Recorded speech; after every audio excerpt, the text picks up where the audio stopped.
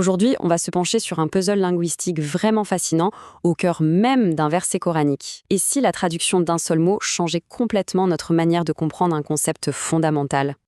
Alors plongeons dans le vif du sujet. Cette analyse s'inspire d'une interprétation proposée par Khaled Al-Sayed Hassan, qui part d'une question toute simple mais très profonde. La traduction habituelle nous dit que le messager a cru en son propre message. Mais est-ce que c'est vraiment logique? C'est lui la source même du message. C'est là que tout commence. Le point de départ, c'est le verset 285 de la sourate Al-Baqarah. Traditionnellement, on utilise le verbe croire. Mais regardez ce qui se passe si on le remplace par accorder la sécurité. Soudain, une toute autre signification apparaît. Le messager n'est plus celui qui adhère passivement à un message, mais celui qui, activement, garantit la sécurité à travers ce message. Ce qui est vraiment puissant ici, c'est l'argument purement logique. L'idée que le messager qui reçoit la révélation ait besoin d'y croire, ça sonne un peu redondant, non? C'est comme si on disait qu'un auteur doit croire au livre qu'il est en train d'écrire. La question n'est donc pas celle d'une adhésion personnelle, mais plutôt celle d'une fonction, d'une action. La solution qui est proposée, c'est de revenir à la racine même du mot arabe « iman ». Et si sa signification première n'était pas un état d'esprit, une pensée interne, mais bien une action externe, l'acte même d'accorder la sécurité aux autres. Donc voilà le point crucial. Dans cette perspective, l'iman, ce n'est pas un état passif, c'est une action concrète.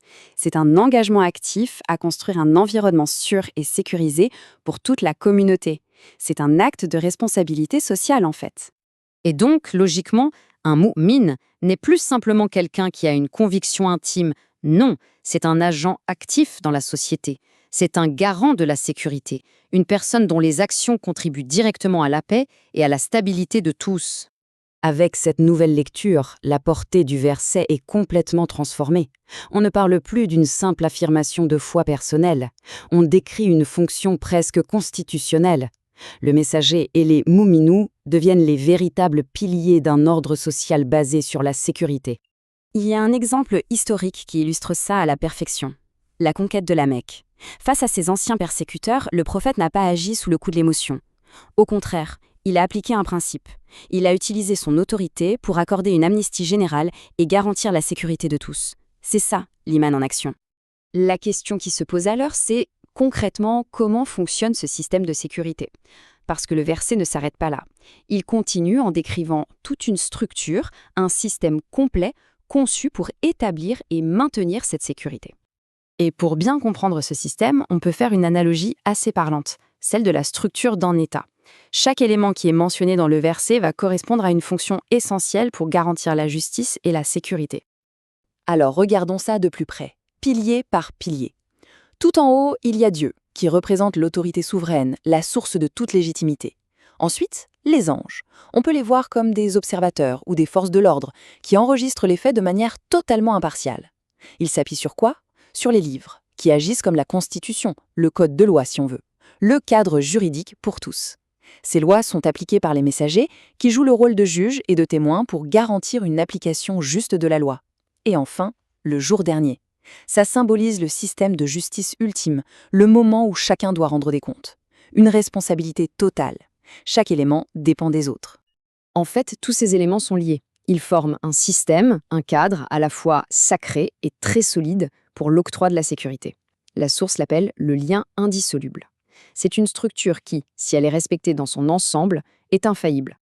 Mais la fin de la sourate nous présente un deuxième puzzle. Si le principe est nul contrainte en religion et que le but est d'accorder la sécurité à tout le monde, pourquoi est-ce qu'on trouve une prière pour obtenir la victoire contre un certain groupe?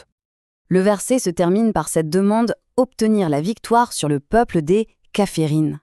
Si on traduit ce mot par « non-croyant », la prière semble être en totale contradiction avec le principe de liberté et de sécurité pour tous. Alors comment on résout ça? La solution, encore une fois, est dans la redéfinition des termes. Le conflit qui est décrit ici n'est pas une guerre d'opinion.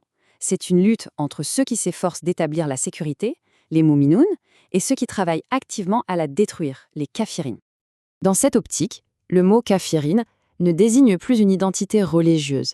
Il décrit une fonction antisociale. Ce sont les opposants au projet de société de paix et de sécurité, ceux qui cherchent à cacher, à couvrir, à démanteler ce système. Et là, la prière pour la victoire prend tout son sens. Ce n'est plus du tout une demande d'agression. C'est une demande d'aide pour protéger et établir une société sûre contre les forces qui créent le désordre et l'insécurité.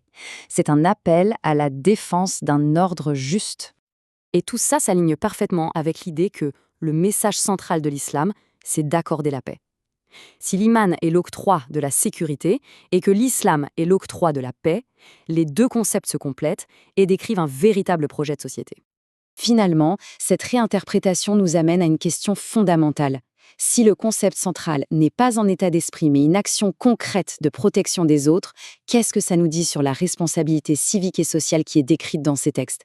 C'est une question qui change radicalement la perspective, n'est-ce pas?